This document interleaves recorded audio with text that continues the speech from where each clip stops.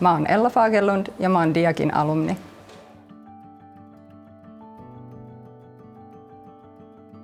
No Turku ja Diak, itse asiassa mä oon tullut vähän sellaisen mutkan kautta, koska on kotoisin Raumalta. Niin toki Turku on raumalaisille lähellä, mutta mä oon silloin aikaisemmin ajatellut, että musta tulee muusikko, lähtenyt opiskelemaan musiikkia. Niin silloin tää oli niin kuin lähin Raumalta katsottuna, missä voi musiikkia opiskella, niin sen takia mä tulin ihan alkujaan Turkuun ja opiskelin musiikkia ja valmistuin. Ja sitten mä rupesin miettimään, että jaha, sit joku semmoinen työ, missä saa niin kuin oikeasti myöskin palkkaa ja sitten ja löytyy töitä.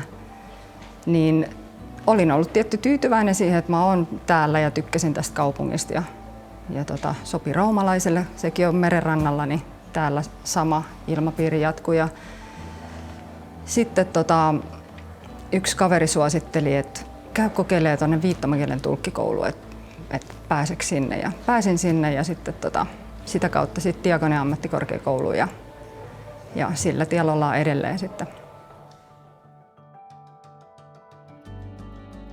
Tällä hetkellä mä oon yrittäjä.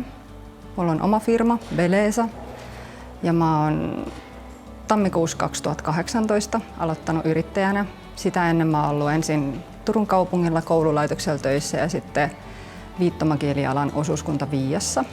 Siellä lähdin olla, olisi varmaan 7 vuotta. Ja sitten tein sen päätöksen, että lähden kokeilemaan yrittäjyyttä. Ja tosiaan nyt yhden naisen yritys tällä hetkellä.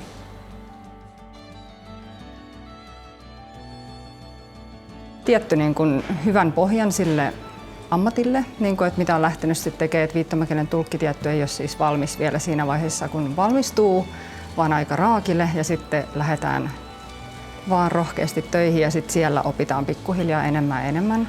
Että hyvän niin kuin valmiuden lähteä siihen tekemään sitä ammattia ja työtä, mutta toki sitten silloin ehkä niin kuin kouluaikana niin esimerkiksi mä olin vaihto-opiskelijana Brasiliassa. Et toki koululla ei ollut yhteyksiä sinne, mutta mulla oli itsellä kontakteja, niin sitä kautta koulu mahdollisti mulle esimerkiksi, että mä lähdin Brasiliaan vaihtoon. Ja tosi tyytyväinen siitä, että koulu tuki ja hoiti mun kanssa niitä asioita sitten. Ja se on yksi ennen merkittävä, että mikä on mun sitten tulevaisuuttakin ja tätä nykyistä uraa siivittänyt. Että mä oon tehnyt jonkun verran portugali- ja espanjankielisiä tulkkauksia myöskin. Sitten kun on tämmöinen tausta.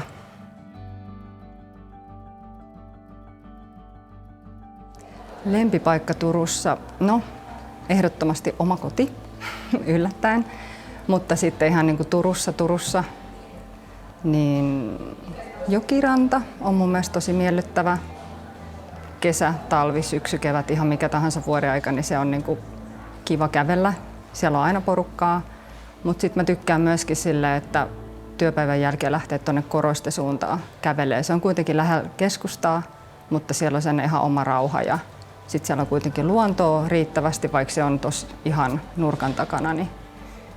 Niin Koroisten se reitti, mitä siellä voi kävellä ja tehdä jotain treenejä, niin se on mulle yksi sellainen paikka, mistä mä tykkään täällä. Tää on huikean kaunis paikka. Tuossa on tuo joki, mikä on harvassa kaupungissa. Ja sitten tää on iso, mutta ei liian iso, eikä liian pieni kuitenkaan. Meren rannalla. Ja no, sanotaan, että turkulaiset ei ole välttämättä helposti lähestyttäviä, mutta kyllä tännekin pääsee sisälle, kun vaan rohkeasti tulee ja ottaa ihmisiä yhteyttä. Et mun mielestä miksei, että jos vertaa vaikka johonkin pääkaupunkiseutuun, niin täällä on ihan samat hulinat, mutta niin paljon lyhyemmillä siirtymisajoilla ja matkoilla ja kaikilla tämmöisillä sekä edullisempaa tiettyjä. Ja täällä on paljon koulutusmahdollisuuksia ja totta kai Turku ehdottomasti.